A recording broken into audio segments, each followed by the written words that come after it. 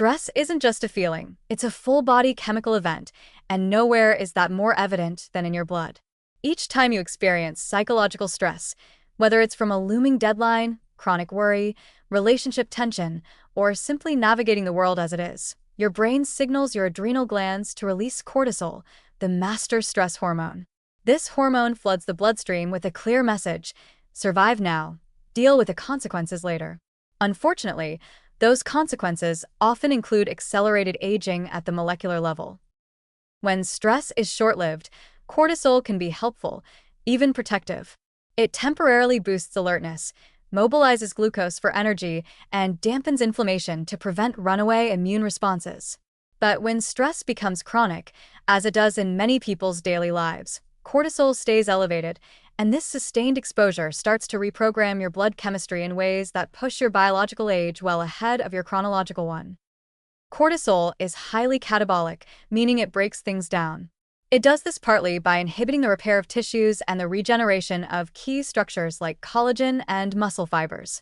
In the bloodstream, cortisol suppresses the production of growth factors like IGF-1 and disrupts the hormonal balance needed for recovery and cellular repair. This imbalance is mirrored by rising markers of systemic inflammation, even though cortisol is supposed to be anti-inflammatory.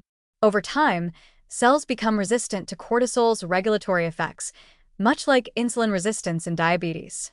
The result is a paradoxical increase in inflammatory cytokines, IL-6, TNF-alpha, and C-reactive protein, which linger in the blood like a slow-burn signal of distress. These molecules contribute to tissue degeneration, cardiovascular risk, and neurodegeneration, and they also age your immune system by promoting the accumulation of senescent immune cells that no longer function but refuse to die. On a deeper level, cortisol affects DNA methylation patterns, one of the primary mechanisms through which biological aging is measured. Chronic stress has been shown to alter epigenetic marks at thousands of sites in the genome, effectively turning genes on or off inappropriately. This leads to premature aging of the cells, visible in so-called epigenetic clocks, advanced algorithms that use methylation data to estimate biological age.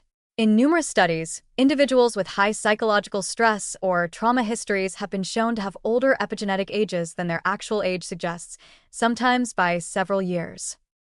Cortisol also damages your telomeres, the protective caps on the ends of chromosomes that shorten each time a cell divides.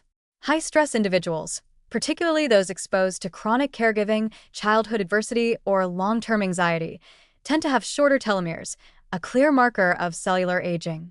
Telomere attrition reduces a cell's ability to replicate and recover, accelerating tissue decline and increasing the risk of age-related diseases. Then there's the impact on metabolism.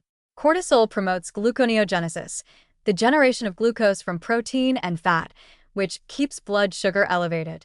Over time, this can lead to insulin resistance and a blood chemistry profile that mimics metabolic syndrome, even in individuals who are not overweight.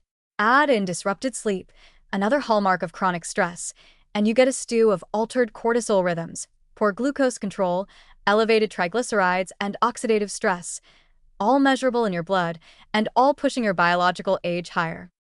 The gut isn't spared either.